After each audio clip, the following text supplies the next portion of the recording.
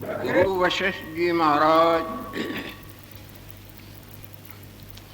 भगवान राम को जो ज्ञानामृत का मंगलमय प्रसाद सेवन करा चुके हैं, वही मंगलमय प्रसाद भगवान लक्ष्मी नारायण देव की अपार कृपा से हम सबों को प्राय नित्य ही प्राप्त होता आ रहा है और आगे भी श्री हरि देने की कृपा कर रही है।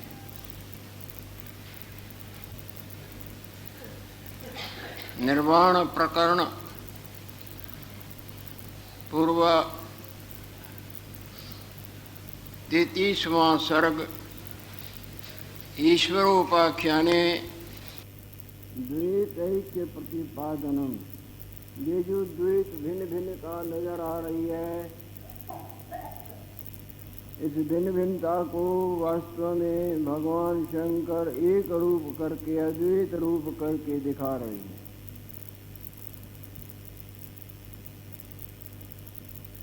निद्रा के दोष से भले अनंतता दिखती है, पर वास्तव में जागृत में तो अनंतता है नहीं, जागृत में तो एक ही एक है। इसी तरह ये भिन्न भिन्नता जो माया का रूप है, वास्तव में ये आत्मस्वरूप में ब्रह्म स्वरूप में कुछ भी औकात नहीं रखता। इस अध्याय में इस बात के ऊपर भगवान शंकर प्रकाश डालेंगे। गुरु वशिष्ठ जी महाराज भगवान शंकर से पूछ रहे हैं, ये अर्धचंद्रधारी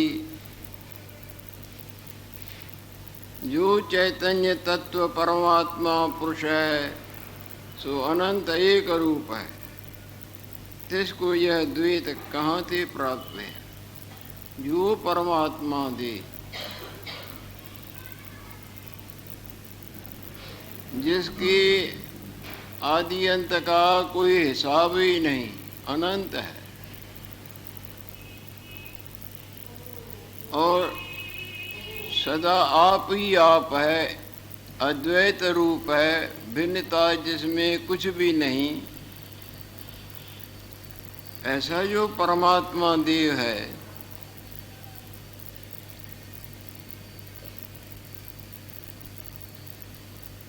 जो अनंत और आप ही आप है, एक रूप है, उसको ये भिन्न भिन्नता, मैं तू मेरा तेरा जड़ चैतन्य भला बुरा, ये अनंतता कैसे प्राप्त हुई?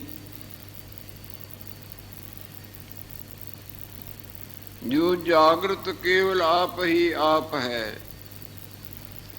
उसको सपने की अनंतता कैसे प्राप्त हुई?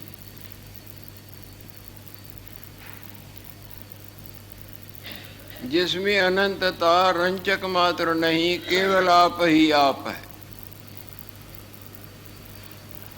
जैसे समुद्र में केवल पानी ही पानी है, उसमें ये भिन्न भिन्न रूप नामों की ये लहर है, ये झाग है, ये चक्र है, ये अनंतता कहाँ से कैसे प्राप्त हुई? जबकि दूसरा है ही नहीं, केवल आप ही आप है।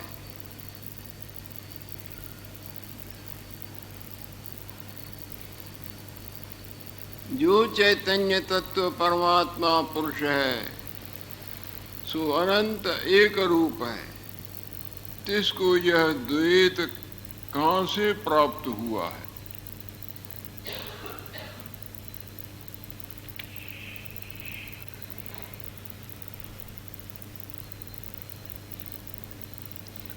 और ये भूतकाल यानी गुजरा हुआ समय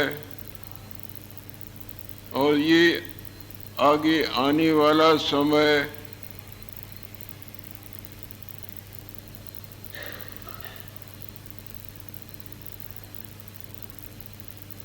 ये जो हृदय में बैठ गया है कि समय गुजर गया है, भूतकाल और आगे आने वाला है समय, ये मन में कैसे बैठ गई है।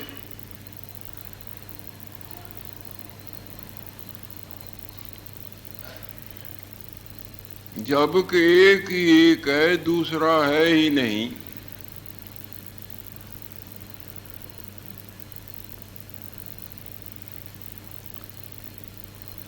हे भगवान, एक विखी अनेकता कहाँ ते प्राप्त भई है।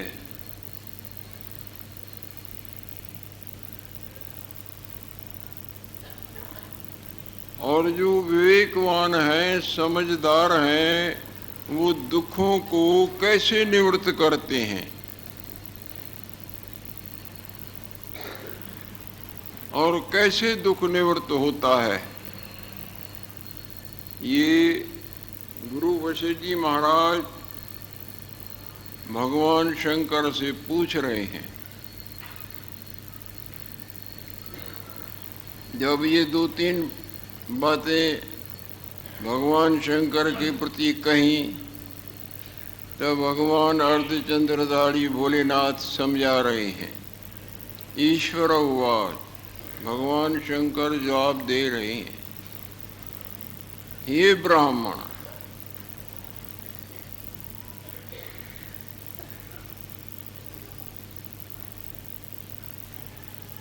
ब्राह्मण उसको कहा जाता है जिसका मन ब्रह्म से रंगा हुआ हो।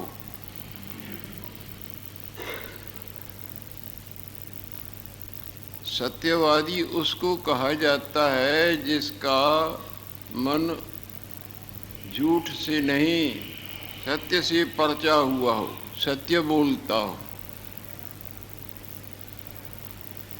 पतिव्रता उसको कहा जाता है जिसकी हर चेष्टा पति के प्रसन्नतार्थ हो।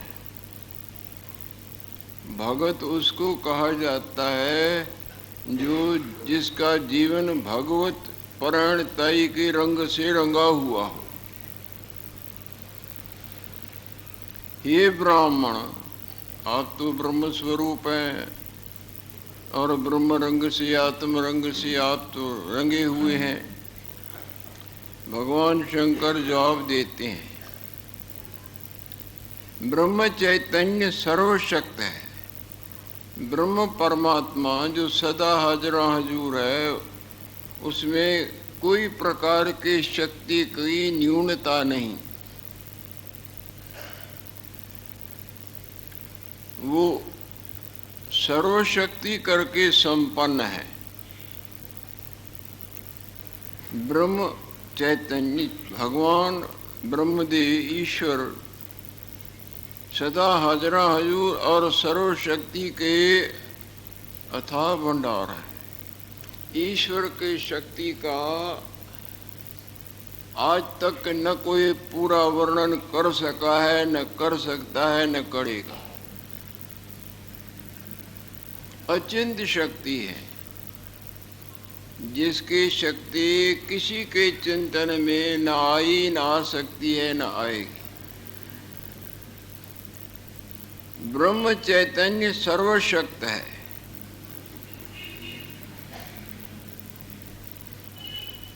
जब वास्तव में वो अपने आप में अद्वैत रूप में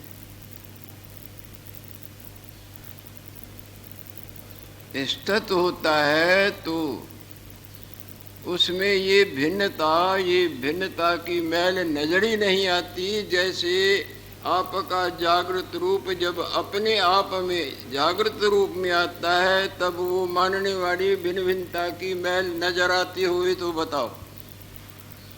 ये बहुत गंभीर बातें हैं। जब अपना आप जागृत रूप में होता है, तब उसमें वो मानने की मैल कोई नजर आती है क्या, जिस मैल में संसार और अनंत माया के झमेले नजर आते थे।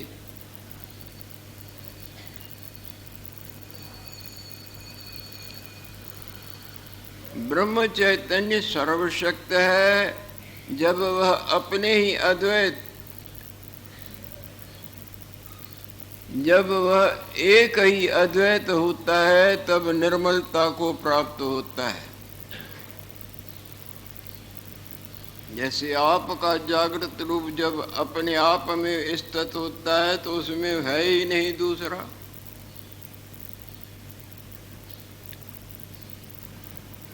एक के भाव कर द्वैत कहता है। यदि एक कहोगे तो दो को भी आप जन्म दे दोगे, तीन को भी दोगे, दो कहोगे तो तीन को भी दे दोगे।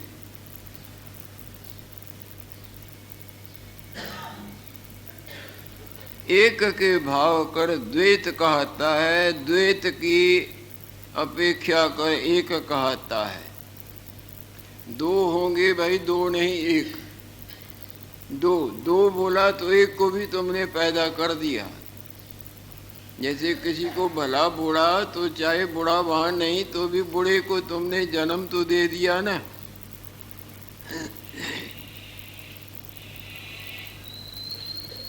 एक के भाव कर द्वैत कहता है, द्वैत की अपेक्षा कर एक कहता है। सो हे मुनीश्वर, क्या एक क्या दो, ये सब कल्पना मात्र है। जिस तरह सिनेमा के पर्दे पर ये भगवान है,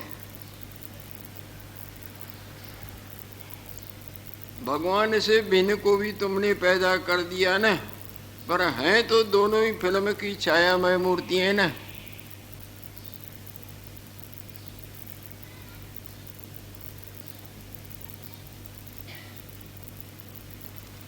सो दोनों कल्पना मात्र है। भगवान को एक कहना तो समझाने के लिए होता है, वरना जहां कल्पना ही नहीं तो किसको कौन एक कहे और कौन दो कहे।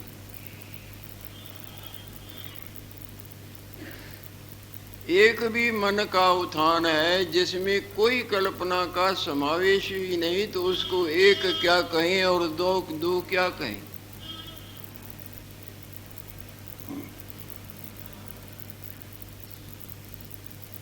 सो दोनों कल्पना मात्र हैं। जब मन फुरता है, मन चलता है, फुरना चलता है,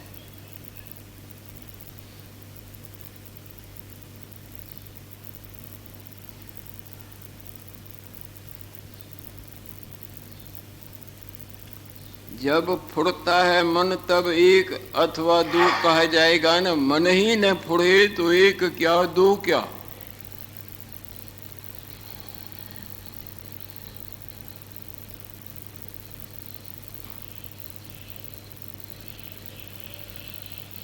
एक भी मन का उत्थान है तो दो भी मन का उत्थान है, और परमात्मा में मन का उत्थान ऐसे नहीं जैसे अग्नि में शीतलता नहीं।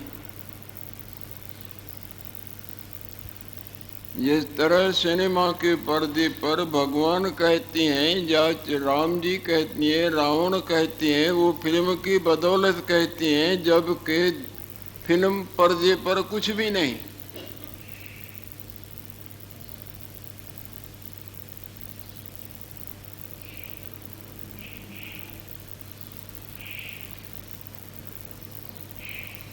सो दोनों कल्पना मात्र हैं। जब चित्त फुरता है, जब चित्त चलता है, तब एक और दोनों की कल्पना होती है। और जहाँ चित्त का स्पंद, फुड़ाव, चिंतन न चले तो एक कहोगे या दो कहोगे। जहाँ फिल्म ही न लगे तो राम जी कहोगे या रावण कहोगे। आपका चित्त का चलन ही न चले, गाढ़ निद्रा में जैसे आपका चित्त दब जाता है, नहीं चलता है, नष्ट नहीं हुआ है, चलना रुक गया है। अन्न के नशे से या थकान के नशे से चित्त का चलन रुक गया है। वहाँ एक कहोगे या दो कहोगे। एक भी चित्त के चलन में है और दो भी चित्त के चलन में है। लहर भी पानी के वेग में है, हवा के वेग में है, और बुदबुदा भी हवा के वेग में है। या हवा का वेग नहीं तो फकत पानी आपे आप है, उसको लहर कहेंगे या बुदबुदा कहेंगे।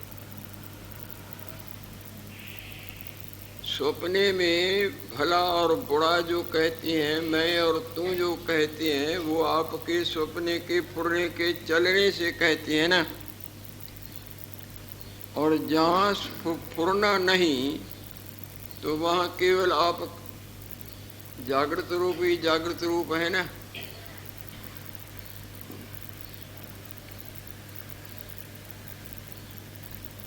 चित्त स्पंद के अभाव हुए दोनों की कल्पना मिट जाती है।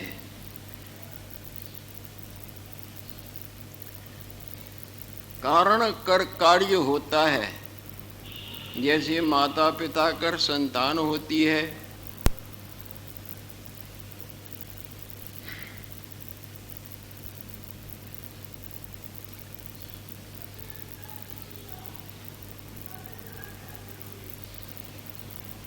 जिससे जो चीज बने उसको कारण कहा जाता है, और जो बने उसको कार्य कहा जाता है। सोने से सोने के जेवर बनते हैं, सोना कारण और वो जितने भी जेवर बने वो कार्य।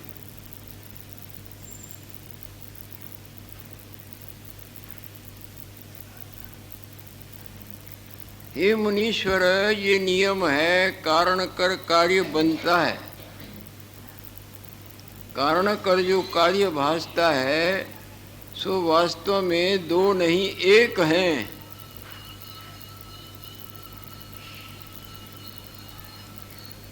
कई सवाल पूछते हैं सीधे साधे आदमियों को, अपनी चतुराई दिखाते हैं और उनको नीचा दिखाने के लिए जानते भी होंगे तो भी पूछेंगे, अपनी बुद्धिमत्ता दिखाने के लिए कि भाई वृक्ष पहले या बीज पहले। कई कई ऐसे उदंड होते हैं जो दूसरों भक्तों सीधे साधुओं को नीचा दिखाने, अपनी अकलमंदी दिखाने, भाई बीज पहले या वृक्ष पहले। तो भगवान शंकर समझाते हैं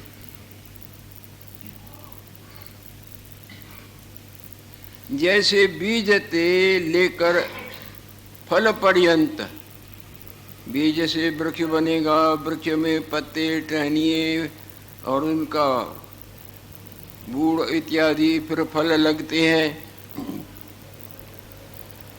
जैसे बीज ते लेकर फल पर्यंत वृक्ष का जितना भी विस्तार है सो वास्तव में तो एक ही है ना।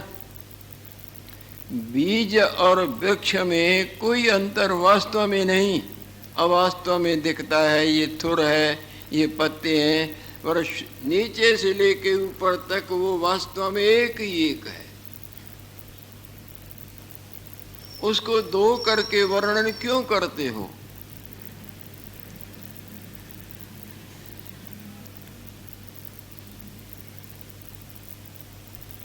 जैसे बीज ते लेकर फल पर्यंत वृक्ष का जितना भी विस्तार है सो एक रूप, और उसका घटना बढ़ना फैलना वो तो केवल कल्पना मात्र है। जैसे आपका जागृत और आपका सपने वाला संसार क्या दो हैं? वो तो केवल फुरना मात्र है ने, वस्तु तो नहीं ने। ये कहीं अनंत होकर दिखता है पर होता तो नहीं ना, है तो एक ना। अगर कहें वो जुदा जुदा है तो इसको अलग करो देखें, उनको अलग करो देखें।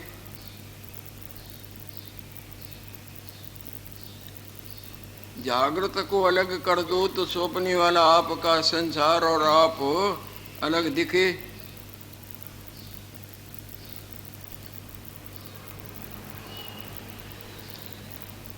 बीज और वृक्ष दो नहीं, एक ही है। दो होकर दिखता है, दो नहीं है। वो बीज ही सारा वृक्ष का रूप है, और वृक्ष बीज से अलग वस्तु नहीं। जैसे आपका जागृत रूप सपने वाला आपका अपना आप संसार होकर दिखता है, पर वो सारा जागृत से जुदा कुछ भी नहीं। उसको कहें कि भाई जागृत पहले या सपने वाले पहले, जागृत सत्य या वो सत्य दो हैं ही नहीं, तो उसको सत्य सत्य कैसे कहें? वो एक ही होकर दिखता है, पर होता तो नहीं ना। तुम्हारे बुद्धि के कमजोरी से तुम उनको दो मानते हो। इसी तरह एक ही परमात्मा अनंत होकर दिखता है, पर तुम्हारे बुद्धि के कमजोरी से एक तुमको अनंत होके माया होके दिखती है। कहाँ देखो क्या इन बुजुर्गों के, जहाँ धुरंधर धुरंधर विद्वान बैठते हैं, तो इस तरह के वास्तवताई के ऊपर ब्रह्म विद्या के प्रकाश में एक दूसरे को धन्य करते हैं। भगवान शंकर कहते हैं जब चित्त फुरता है तब एक और दोनों की कल्पना होती है, और जब चित्त ही न फुरे तो दो की कल्पना होती है या एक की? वो तो सब कल्पना ही नहीं, तो न एक न दो, जो है सो है ही है। हवा के लगने से वो लहर भी होकर दिखता है, बुदबुदा भी होकर दिखता है। भिन्न भिन्न रूप नाम होकर दिखते हैं। और हवा कोई इधर कर दे तो पानी तो न लहर है न बुदबुदा है, वो तो है सो है, एक ही एक है, आप ही आप है। सोने में आप कल्पना जोड़ते हो तब आपको रूप नाम भिन्न भिन्न होकर दिखता है। दुकानदार की कल्पना नहीं, भगत की कल्पना है। भगत के पास एक चूहा है सोने का और एक गजानंद स्वामी है। पैसों की पड़ गई लोड, दे गया दुकानदार के पास। चूहा मोटा है और गजानंद स्वामी कुछ कम है। तोल में वही पैसे पैसे चूहे के ज्यादा है। क्या करता है मूर्ख है कोई, स्वामी के पैसे थोड़े और चूहे के इतने। भाई स्वामी और चूहा तुम्हारी नजर में नहीं, हम सोना देख रहे हैं। वो तुम्हारे मन में कल्पना है, पर वहां तो सोना ही सोना है। इस तरह से भगवान शंकर कहते हैं ये तुम्हारी कल्पना से मिथ्या कल्पना उसमें है नहीं। पानी में तो हवा नहीं ना। इसी तरह वो भगत की कल्पना दुकानदार के मन में तो नहीं, वो तो उसके मन में है ना। वो तो सोना देखता है। इसी तरह नीचे से लेके बीज से लेके फल पर्यंत एक ही एक है। वो घटना बढ़ना बनना मिटना ये तुम्हारी बुद्धि के कमजोरी से हो कर दिखता है। जब आपको सपने का संसार दिखता है तब भी तुम्हारे सपने वाले मन में है। तुम्हारा जो सपने वाला रूप है ना, तुमने जो मन करके बनाया है, वो अनंतता भिन्न भिन्नता मानना तुम्हारे सपने वाले अपने आप में है। जागृत में तो तुम्हारा सपने वाला भी नहीं, तो वो उनकी मानना भी नहीं।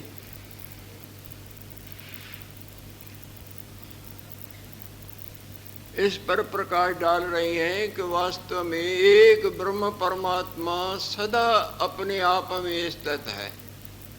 उसमें न कुछ बना है। जब बना ही नहीं तो बिगड़ेगा क्या?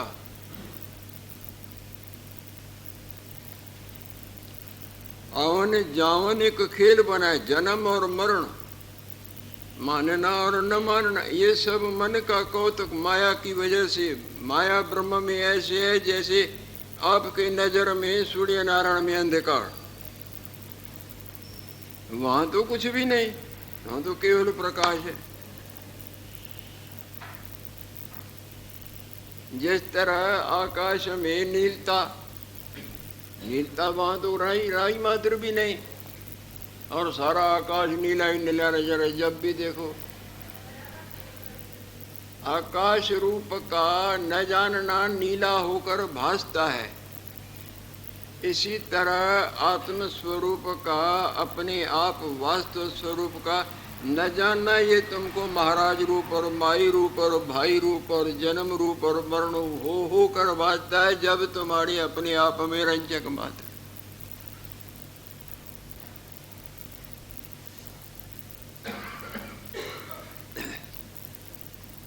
और हो कर जो भासता है वो भी तुम्हारे वास्तव स्वरूप से जुदा नहीं। जिस तरह हो कर तुमको सौंपने वाला अपना आप और संसार भासता है, जागृत से जुदा तो कुछ नहीं। अज्ञान, अपने आप के अज्ञान का नाम माया कहते हैं, संसार कहते हैं। जैसे अपने जागृत रूप के बुलेखे का नाम सौंपने वाला अपना आप और सौंपने वाली माया मानते हैं, ऐसा होता है या नहीं होता है? पर ईश्वर में, जागृत में तो कुछ भी माया नहीं। तुम्हारे नजर में नीलता है आकाश में, पर आकाश में तो नीलता कुछ भी नहीं। आकाश तो अपने को नीला थोड़ा ही देखता है।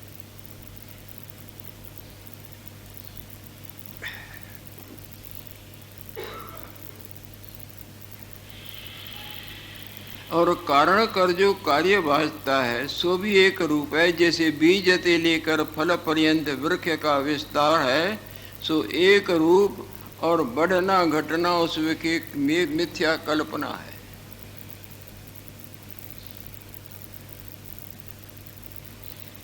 इसी तरह हे मुनीश्वर, चैतन्य विखी चैतन्य भगवान आत्म भगवान में चित्त का उत्थान जो है ना, ये कल्पना जो है तब संसार होकर भासता है। ये जो हमको संसार भासता है ना, ये अपने आप के भुलेखे का परिणाम है। और जब तक भुलेखा है तब तक ठोकरें लगती हैं। जब तक नज़र की कमजोरी है, धुंधलापन है, या नज़र गई तो ठोकरें लगेगी। जब तक अंधकार है तब तक ठोकरें लगेंगी। जब तक सपने वाला अपना आप है, जागृत भूला है, तब तक सपने वाली अलाएँ बनाएँ भुगतान कराएंगी। इसी तरह अपने वास्तव स्वरूप का जब तक भुलेखा है तब तक जन्म और मरण, भला और बुरा, रोना और हंसना, चाहे युग बीत जाए, भुगतान होता रहता है। और इस रोग से छूटने का ध्यान भी नहीं। केवल इस माया में मूर्ति को खिलाना पिलाना मलना धोराएं और जीने का, जैसे इसको आराम मिले और बहुत बहुत ये वही रात दिन ख्याल है। सपने वाला जगने का रंचक मात्र ख्याल नहीं करता। सपने वाली अपने आप और माया में मूर्तियों के मिलने और चले जाने, भला और बुरा, उनमें उलझा हुआ है। जबकि सपने वाला उन माया में मानने जानने अपने सहज जागृत में वस्तु कुछ नहीं। युगों बीत जाती है, कई चोले पहनते उतारते, मरते जन्मते माया में भुलेखे में भटक मरती। परंतु माया में मूर्ति को देके फूला न समाता है, इसी को मलता है, धोता है, इसको भोगाने की तरह तरह की गलत और सही चेष्टाएं करता है। रात दिन यही फिक्र है कि अच्छे से अच्छा आंखें देखें, अच्छे से अच्छा जैसे हमेशा कान सुने और अच्छा पहने, अच्छा चखें, अच्छी जगह देखें, ये इसको हवा खिलाएं, इसको ये, इसी के उलझन। जबकि ये ऐसा धोखेबाज है, एक क्षण में धोखा दे जाएगा। इसको क्षण भंगुड़ बोलते हैं। क्षण में जवाब देगा, बरसों की कमाई चकनाचूर। और ये अच्छा होता भी नहीं। लाख यत्न करें, कीमती से कीमती वस्तुएं खिलाएं पिलाएं पहनाएं, मले धोए, इत्र फुले, ये वो, कितना भी इन इंद्रियों की सेवा करो, ये तिरपद भी नहीं होती ना। जैसे अग्नि घी से तिरपत नहीं होती, इसी तरह ये इंद्रियें अपने अपने भोगों से तिरपत भी नहीं होती। शक्ति क्षीण हो जाएगी तो चश्मा लगाएगा, मशीनें लगाएगा, दांत लगाएगा और लगाएगा, जैसे भोग है इनको अच्छे अच्छे। ये माया बड़ी प्रबल है।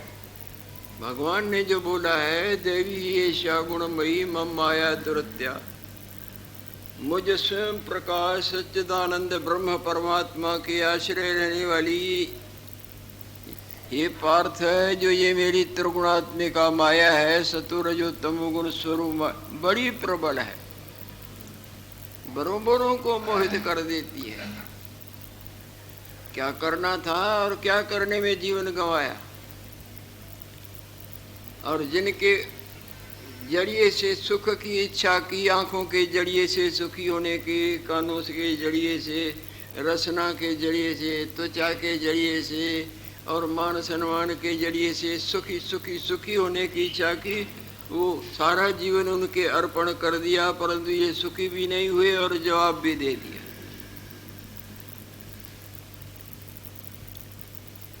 सो एक रूप और घटना बढ़ना उस की कल्पना होती है, तैसे चैतन्य की चित्त कल्पना हो। चैतन्य में आत्मस्वरूप में जो ये मिथ्या कल्पना सत्य भी नहीं,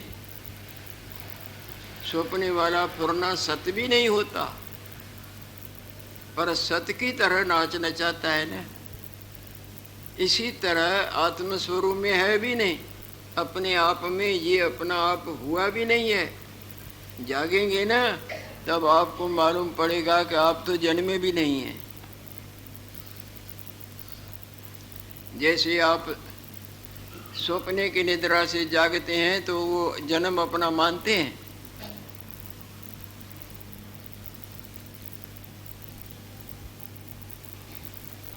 मैं ज्ञानी हूँ या मैं अज्ञानी हूँ, मैं जन्मा हूँ, ये मेरा है, ये गुजर गया, ये हानि हुई, ये लाभ हुआ, ये होगा ही नहीं।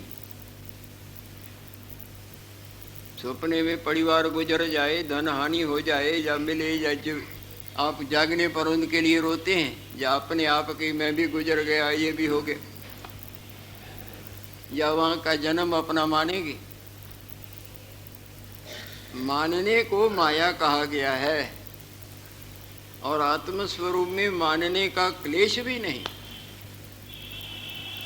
जैसे आपके स्वप्ने वाले मानने को ही तो माया कहा जाएगा ना, और जब आप जागते हैं तो मानना होता है क्या आप में?